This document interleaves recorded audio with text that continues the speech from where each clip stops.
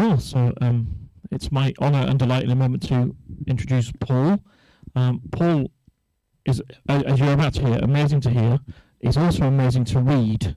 And we brought 3 books with us that my beautiful assistant is now going to model for us, because I walked up without them in, again, typically forgetful style. So all 3 are here. What on earth is glory? Kisses from a good. Things fathers do. Thank you. There's great revelation, new ways and unveiling, and new ways of understanding God. There's also some really practical pointers and advice about how to live. So they're £10 each. You can pay by card, I think. I'm looking at this. Yes, we have the card machine with us. So do get a copy of the book so that you can keep on investing in you. That's you're not just spending money, you're investing in your own growth and how you see and understand God. So Paul, would you like to join me? I've told you some of the things that Paul is, and if you've been over the weekend, you've heard me say, and he'll say to me lots of nice things. Today, I think the thing that I want to say about him is Paul is a father. He listens, he is intent on following relationships, and he loves to provide for people. He loves to give insights and answers and encouragement. And I can genuinely say I would not be the person I am today if it wasn't for the man stood at the side of me. He has altered and changed the direction of my life and where I get provision and support from. So I am incredibly honoured to have Paul here. Why don't you just stretch out a hand? We don't come just to receive. We come to give and be part of it. So we say, Lord, thank you for this man. Thank you for the battles he has won and the price he has paid. Thank you for him and Sue together. They'll represent you to us, and we welcome him as we welcome you. And we pray, Lord, you would pour in wisdom, power, and revelation. And he will actually go from this place encouraged and built up, excited after being here and after meeting you. In Jesus' name, amen. Thank you.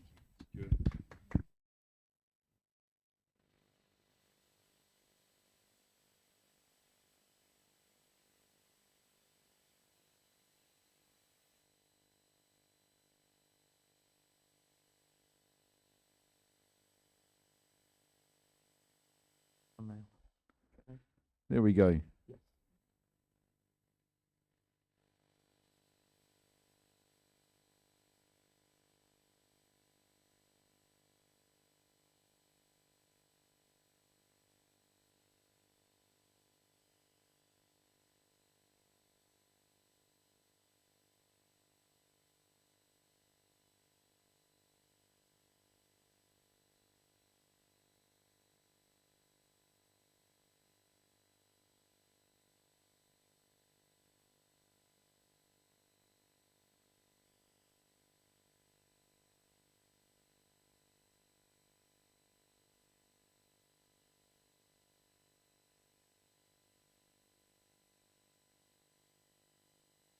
I'm not one, okay? So, because sometimes people say, what about the mum? It's like, well, someone else have to write that book. But I wrote it on the plane, or the beginning of it, on the plane coming back from Brazil after spending 2 weeks with my youngest son at the World Cup.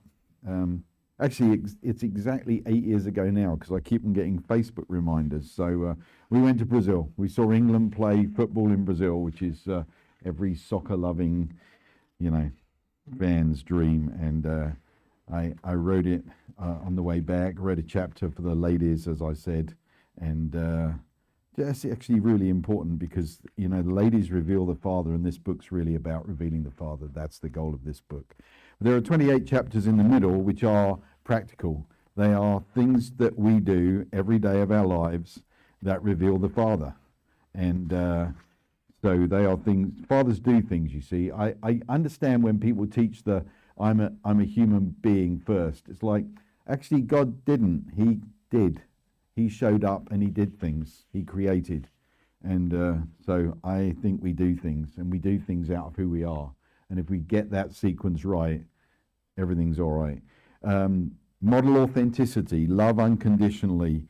My boys would would laugh at the give grace for the journey, because I always say it's all part of the journey, son.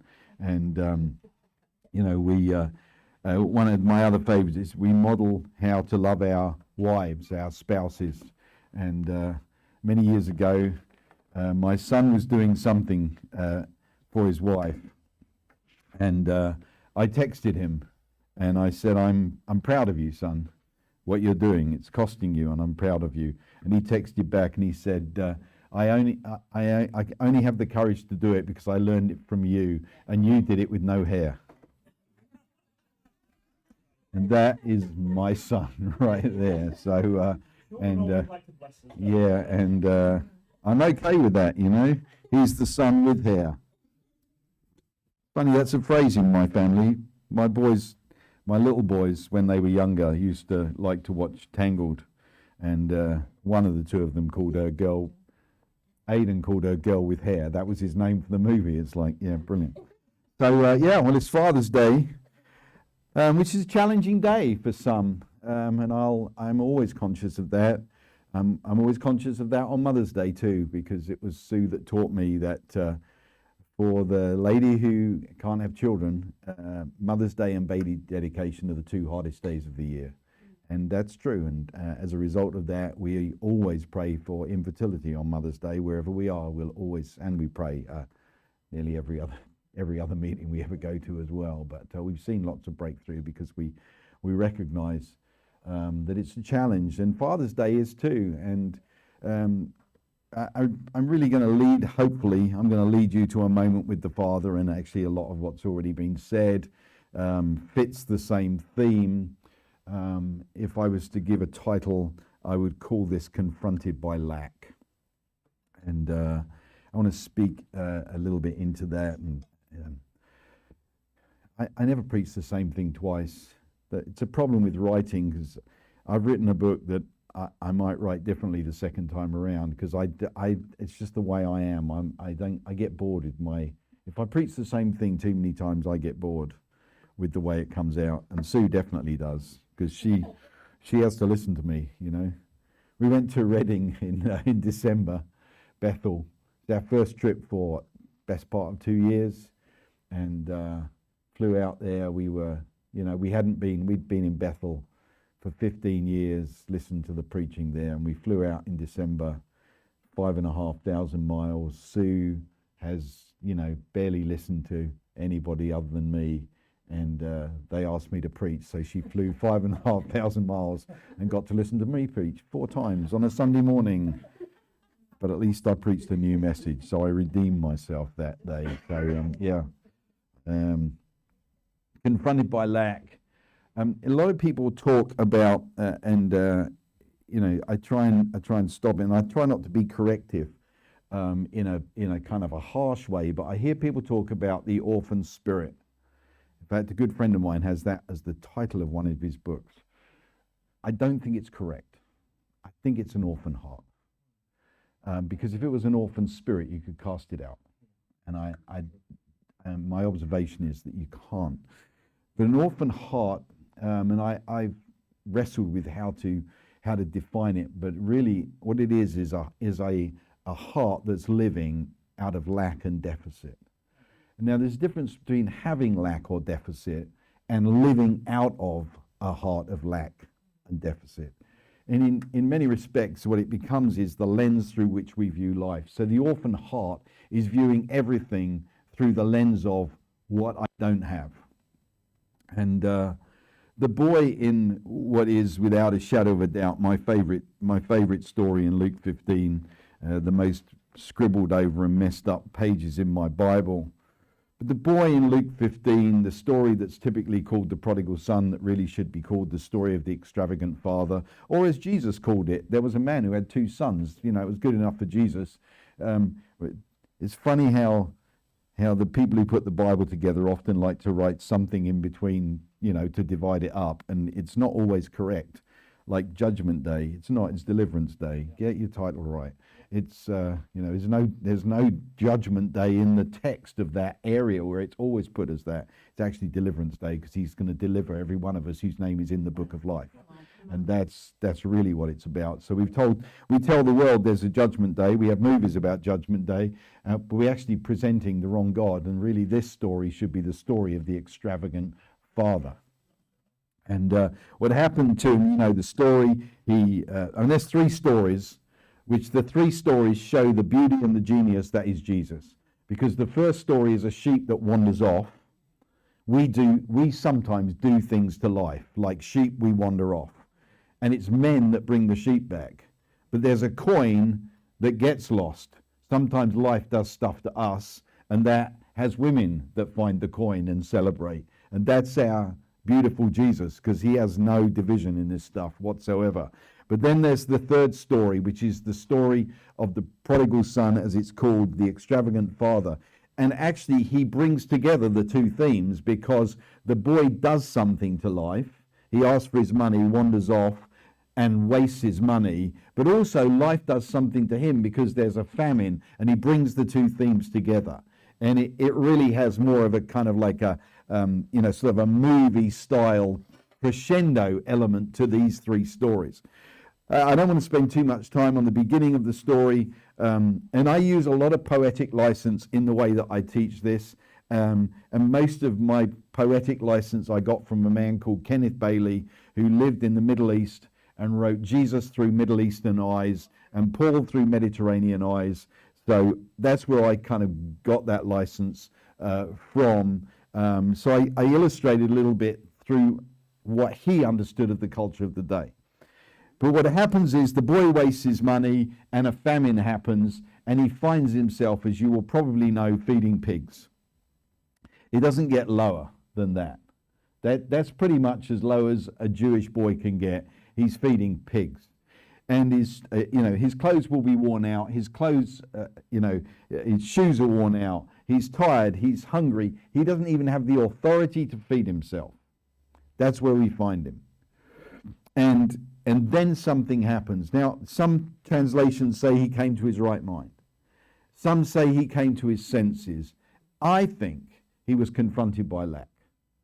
And he recognized what he didn't have. Where do I get that from? I get that because of the speech that he composed in his head. And you'll know the speech. Father, I'm no longer worthy to be called your son. Make me one of your hired servants. Where did the speech come from? It came from lack. It came from him realizing what he didn't have. And, I have no experience in this, but I don't think if you are wasting your life, sleeping with prostitutes, wasting all of your money, that you're using words like father and son. I don't think they're there. I don't know from personal experience, but that's my guess. So what he's got is he's confronted by lack, and he begins to create a speech. And if you're anything like me, you've had those speeches that you've prepared. When you're in trouble at school, when you're going to see the boss, or maybe when you're going to see your wife. That might be the case. You prepare a speech in your head. And he has a speech in his head. And the speech is father. A word that he's brought back into his vocabulary there. It's birthed in lack. He's realized, gosh, I got no identity. I've got no relationships. Father, I'm no longer worthy. I'm worthless. I'm feeding pigs. Even the hired servants, he's thought earlier, in his father's business, have food to eat at the end of the day. I don't have any of these things. This is my life's experience. I haven't yet worked. Oh, it's those ones there. There we go. That stinging anointing. That's why they only put single sheets of paper on them. Do you notice that? They don't ever put anything heavy. So he's preparing to speak. Father, I'm no longer worthy to be called your son. Make me as one of your hired servants. And he begins the journey home. And in my mind's eye, and this switch happened to me. I know time, date, and place when it happened. I'd been at Reinhard Bonnke's school. I'd listened to the great Reinhard Bonnke preach the gospel and teach us how to preach the gospel. And I said to God, if you want me to preach the gospel, give me my story. I want my story. And I went home, or actually went to the hotel, laid on my bed and read and read and read. And something like 2 hours, I scribbled in my Bible. And it was at that moment that I started thinking, I've always viewed the story from the dad's armchair, waiting for the boy. But that night, I began to see it through the lens of the boy coming home. And so the boy's going home. He's tired. He's thirsty. His shoes are worn out. His clothes are worn out. It's hot there. There's mirages. He's looking for the way home. Where's home? How do I get home? I mean, remember, he didn't even have the authority to feed himself, and now he's trying to find his way home. And, there are no Ubers or anything like that. There's none of that. He's on his way home. He's looking. Are there familiar fences, hedges, trees, where he used to play and climb as a boy? And then he starts to see some movement in the distance. What's happening in the distance? What should be happening in the distance? Who should be coming to meet him? Now, I want to, very briefly, I want to cancel a few preconceived views of the characters in this story. Firstly, the father. The father breaks cultural rules for relationship. 3 times he does it. He gave the money. He broke a cultural rule. That was not part of the way of the culture of when you handed over the money. The father broke the cultural rules at the end of the story when he left the banquet for the elder brother, because he should have stayed with the guests. You don't leave the guests. He broke cultural rules, and you'll know the other one, and I'll have a little bit more on it in a moment, but you'll know the other one. A middle-aged Middle Eastern man hitched up his robe, exposed his knees, and ran. Why? For relationship. We need to understand that our Father breaks cultural rules, not moral rules, not legal rules, but cultural rules for relationships. He will bust through those. The other character that is often viewed in one particular way is the elder brother. Now, the elder brother is often viewed as the rule keeper, but he's actually not. He failed responsibilities. 3 times he failed responsibilities. He should, as the elder brother, have told the younger brother, don't go into the city and waste your money. It's a bad idea. Now, actually, I think that that's the Old Testament. I think that is a view of the Old Testament, because the Old Testament is the rule book that says this is how you should live in right relationship with the Father. And actually, the elder brother is the opposite of a type of Jesus. And remember, Jesus is our elder brother. It says in Hebrews, I think, Jesus is our elder brother. So the elder brother failed his first responsibility. And at the end of the book, he again failed his responsibility because he should have been serving the wine at the meal. And remember, he's going to be up there because he said, I will not taste of the best wine until I drink it with you at the marriage supper of the Lamb.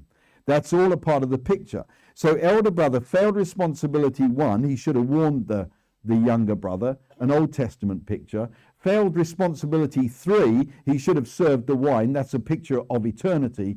And the second one is he failed his responsibility because he should have been the one that ran to meet the returning brother as the mediator between the father and the younger brother, which is for me the New Testament. That's why the elder brother in this story is the opposite of our elder brother, who tells us how to live, who is the mediator between us in our brokenness and failure with the Father, and he will be celebrating at the marriage supper of the Lamb. So I just want to dispel some preconceived ideas. The Father breaks cultural rules for relationship, and the elder brother failed responsibilities.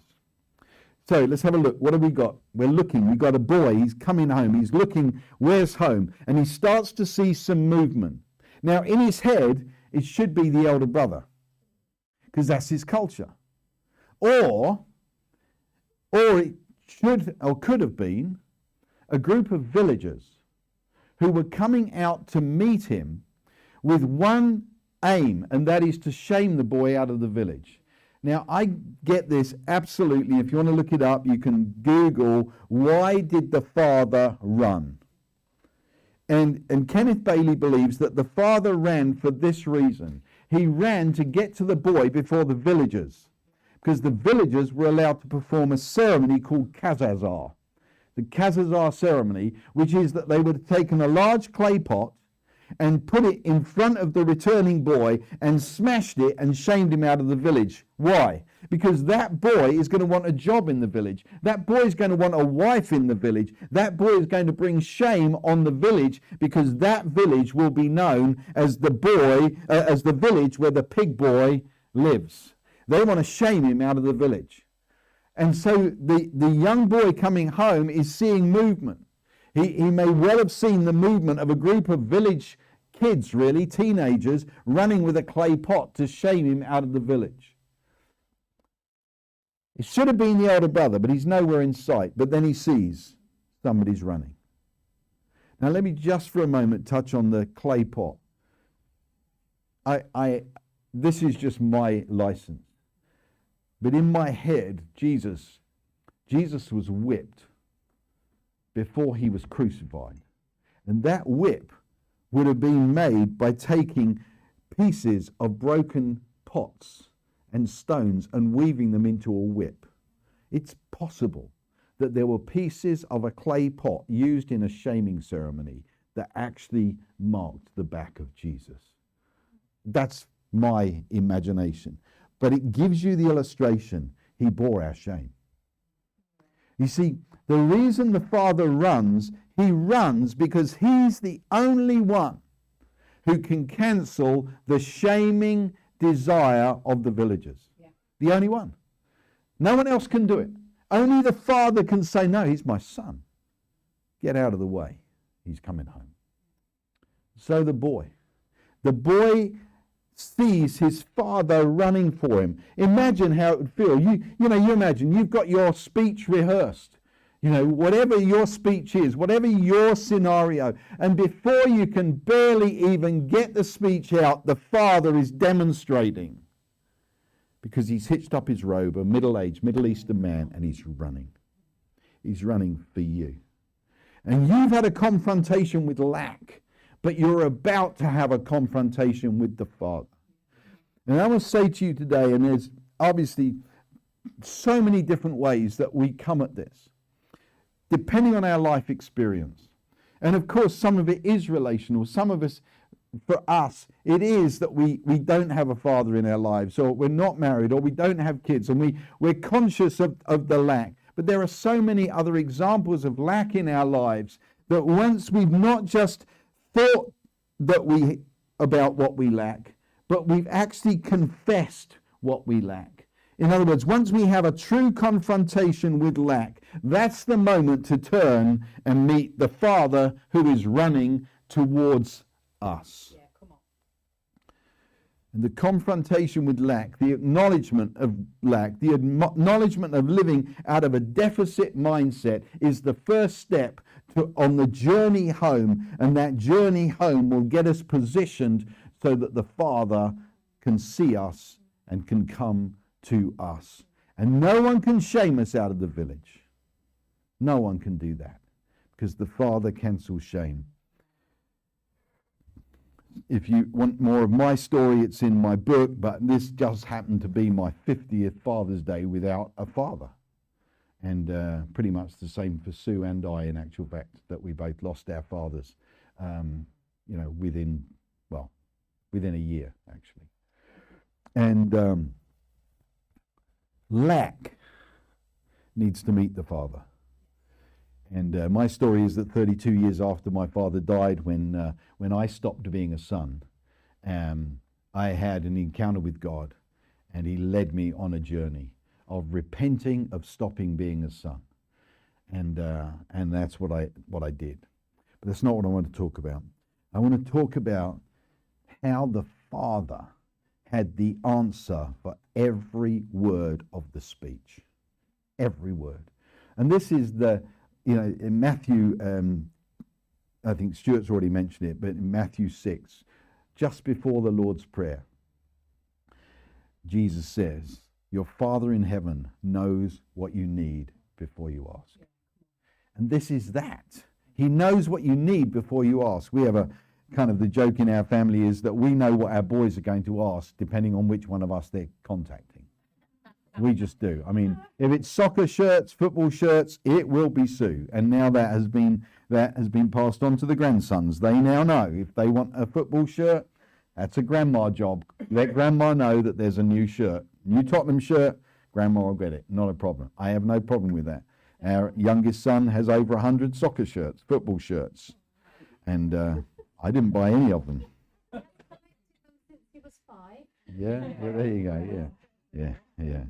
So, but the picture, although I'm being funny about it, that's a good picture for you to take away. You know, if you're sort of thinking, remember the football shirts that Sue buys her boy, that's your Heavenly Father. Right? Like I know if James calls me, it's probably going to be technology or something to do with a concert or something like that. You know, and it's just the way they are. It's just, and it's fine. We love that. But your Heavenly Father's like that. He knows what you need. So that father that's running to the boy's going, Father, I'm no longer worthy to be called your son. Make me as one of your hired servants. And what's the father do? Where's the robe? Get the robe. What's the robe? It's the robe reserved for the honored guest to the village. It would have been the mayor comes, get the robe. It would have been a robe that you'd have felt the weight of. You'd have felt the weight on your back. The father puts it on the boy. You can almost imagine the boy going, I need a shower. I need a bath. Don't put that robe on. No, you don't need that. You're worthy. Father, I'm no longer worthy. No, you're worthy. You're worthy of the robe. Put the robe on. See, so many of us live our lives believing that Jesus died because we were worthless. He didn't. He died on the cross for you because you were worth him. There you go. That's extraordinary. Yeah, come on. Yeah. He puts the robe on. He could barely get the words out. You're worthy. Put the robe on. Father, I'm no longer worthy to be called your son. Get the sandals. Why a sandal? Where's that come from? If you study in any way at all the Jewish wedding, which I particularly love, I've never actually been to one. Maybe one day I'll get to go to one. And I've used it in many weddings where I've performed the wedding. The fourth cup of the Jewish wedding is the cup of sonship. Because you'll know that the Jewish wedding has cups. They're similar to the Passover cups. The cup of sonship. And the symbol's a sandal. The sandal is the symbol of sonship in the culture. So this wasn't just like, oh, your shoes are worn out. This was, no, I'm going to restore your identity. Put the sandal on, you're a son. You see, the servants wouldn't have worn those sandals. You go to the Middle East, and here's what you'll see. And actually, you probably see it around Bradford as well, to be perfectly honest. You've got a group of people all wearing the same white robe. There's nothing to distinguish them until you look at their feet. Because you go to the Middle East, go to Dubai, they got their sandals. They're decent. They're not rubbish. They're Gucci. They're Armani. They've got diamonds and emeralds. They're studded. They're marked. Because that's the only item of clothing that actually causes them to look different from anyone else. The sandal is the symbol of sonship. Father, I'm no longer worthy to be called your son. Put the sandal on. Get a sandal on your feet. Identity, restored identity. You're not the pig boy, you're my boy. You're my son. Make me one of your hired servants. Get the ring. What's the ring? It was the signet ring. It was the ring that was used to seal the wax, to sign the deals. I'm going to trust you with the business. Yeah. I trust you. Many of us struggle with trust. Many of us struggle with that. And I mean, the great story of Dave Wilkerson and Nicky Cruz was the broken Nicky Cruz way back in the early days of the Jesus People movement, that Dave Wilkerson trusted Nicky Cruz. The drug addict who'd found Jesus trusted him with the offering bucket. Yeah. And it's the great step of, because that boy, he's wasted everything. He doesn't trust himself. How do you learn to trust again? Trust again. And the journey of trusting me is when someone else trusts me with more than I'm willing to trust myself with.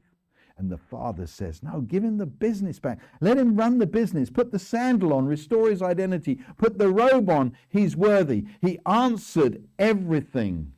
And then he upped the game and said, get the fatted calf, light the barbecue. Let's celebrate. You see, the lack, the heart of lack, the heart of deficit doesn't feel worthy. The heart of deficit doesn't have identity. The heart of deficit doesn't trust themselves. And the heart of deficit doesn't feel celebrated. But let me go on, because there's two more things. In the book, I call this the Father's Toolkit. See, some of you need to receive the Father's Toolkit this morning, but others of you need to walk out the door with the Father's Toolkit and start giving it away. Start applying it to people's lives. Because the Father runs out with a toolkit. The toolkit's got the robe, it's got the sandal, it's got the ring, and it's got a very nice portable barbecue that you can roast a fatted calf on. But there's two more things the Father gives in this story that often get overlooked. Because remember, he left the guests. He broke the cultural rules for relationship, and he went out into the field to the elder brother, the moaning elder brother. And the elder brother's going, that's not fair. Poor me, I've been working hard all these years and you never so much as killed a goat for me. You never let me have my friends round to have a party. And now my brother, who wasted everything, comes back and all of a sudden everything's lit up for him. It isn't fair. And the Father breaks the cultural rules and goes out and he says, son, I've always been with you. I've always been with you. One of the greatest gifts that we can give in our world today is to be present. Yeah. To be present. Present for each other. Present for our kids. Present for him. The greatest challenge, I think, is the thing I missed the most in the pandemic. You know, about church was just being with people. Yeah. Being with him. That was it. It was good on Zoom, but it wasn't the same. No. See, the Father said, I've always been with you. But you were failing to access my presence. The elder brother was living in just as much lack as the boy. Just as much. And the Father said, I've always been with you. We were, my son and I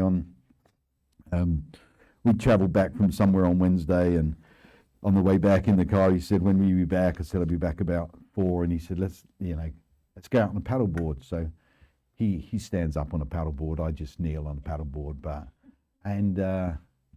We went down a place called the Jubilee River. You go under the M4, and you got above your head, you got crazy traffic, and we're on this serene, quiet Jubilee River. You would not even know it was barely there.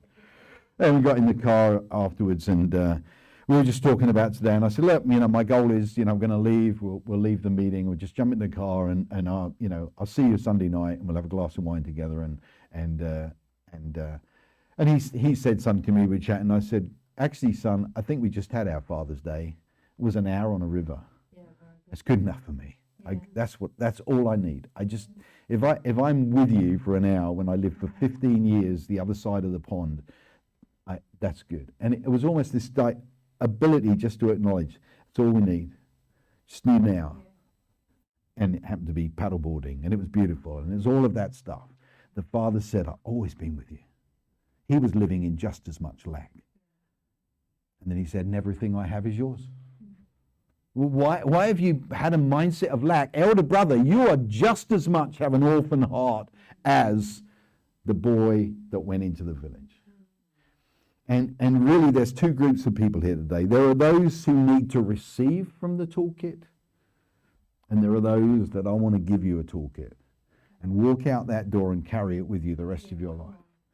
When I ran a young offenders prison We built a new prison, well, a new wing, and the team from headquarters said, we're going to build you a new segregation unit because you're going to have more prisoners. And I said, I don't want it. Because if you build a bigger punishment block, we'll put more people in it. And I'm not interested. I want a regime facility. And they agreed, and they built me a workshop and a sequence of things which began in worship when God said to me, write to a man called Tom Farmer. He didn't literally say that, but he started the idea of it. And I wrote to Tom Farmer, who was the philanthropist, Scottish philanthropist, Roman Catholic, owner of QuickFit.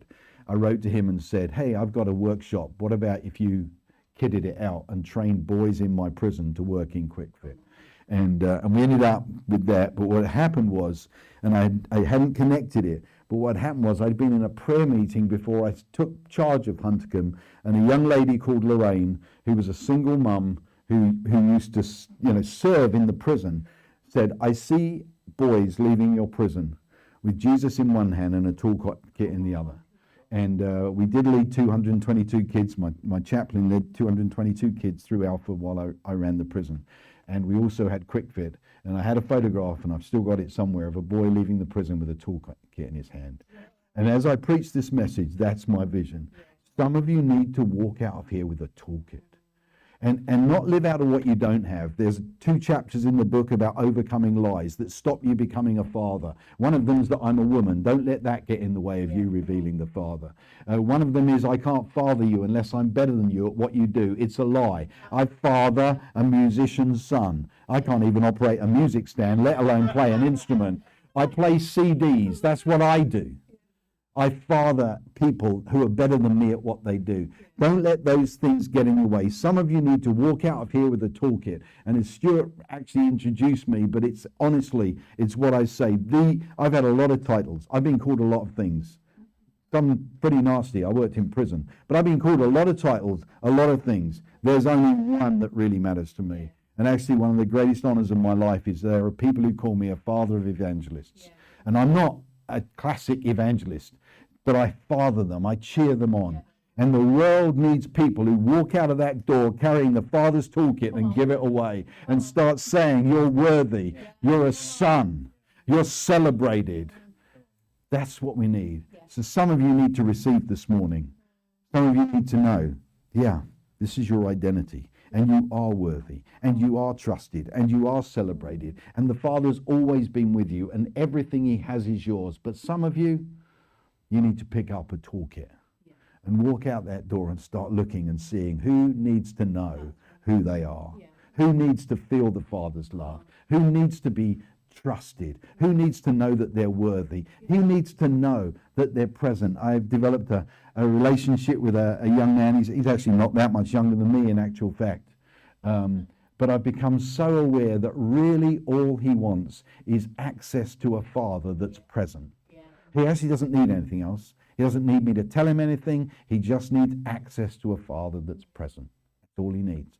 And there's a lot of people out there who need that. That's right. And of course, there are those that need to know that everything he has, you have access to. And on my journey of this, one of the things that God said to me was that I'd been the elder brother, and it was true. I'd been the one that had worked hard all these years and looked at the youngsters who would show up, who'd found Jesus, and they got given the microphone, and they're leading dozens to Jesus, and they're seeing miracles and healing. And I'm going, that's not fair. I've been working hard all these years. I've been a Christian longer than they've been alive on the planet. And God said, yeah, you've been an elder brother. And the day that I admitted I'd been an elder brother, I began to see more and more breakthrough. So I want to pray for you. If you're in the first category and you feel that there's something that I said you just need, it doesn't matter how you got here. Some of you might have got here because you never had a dad, because you were hurt by your dad. Or like me, you had a good dad and he left early. It might be that gets you there. It might be, as Stuart said, that you had an amazing dad and you didn't actually realize how much you still need a heavenly dad. But if because of that lack or that deficit, as you listen, you know you need to see the Father running for you, then I want you to stand up. if that's the category you're in. And I want to pray for you.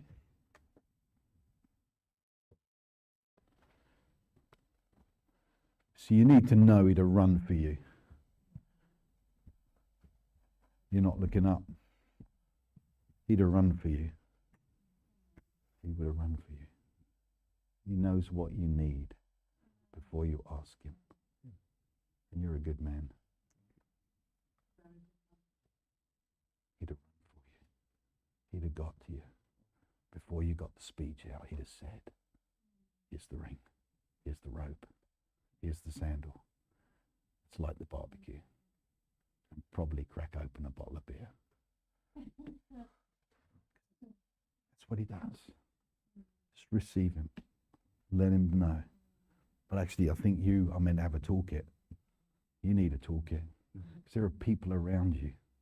There's people in your world. And you have access to them. And they actually know who you are more than you know who you are. And they come to you. And they know what they're going to receive from you.